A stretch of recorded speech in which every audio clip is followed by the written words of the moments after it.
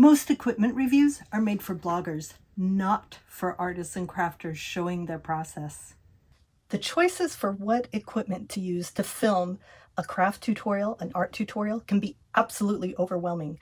There are so many videos and recommendations out there for equipment reviews, but they often just don't apply to filming hands-on making activity.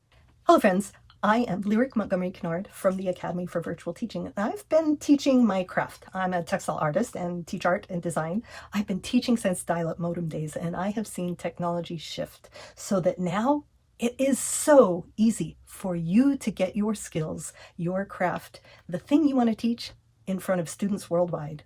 Stick around to the end of the video. I've got a little something I think you will find really useful. At the Academy for Virtual Teaching, this is what we do. We know artists, we know crafters, we know quilters, we know knitters and embroiderers and woodworkers and weavers and spinners. We understand what kind of equipment that will best show the how-to of your art form for your students. And you know what? It doesn't have to be complicated. It does not have to be expensive. So let's look at the best, easiest way to get started with equipment for filming a hands-on making something tutorial online.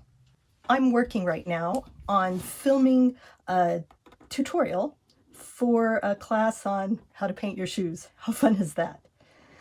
And you know what? It didn't take a ton of setup. All I need is just enough room cleared out on my workspace and something to hold my phone, because the best camera that you have is the one that is in your pocket that you can pull out and turn on anytime you are doing a thing. The most efficient way to film your tutorials is to have something set up so that you can film what you're already doing.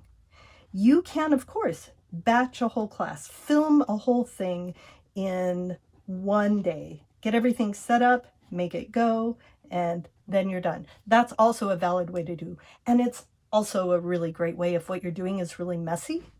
I do screen printing. And when I film that, I often just get it set up and do a course like that all at once.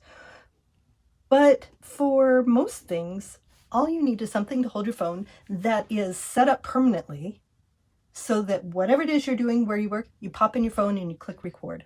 So what I have here is the basics.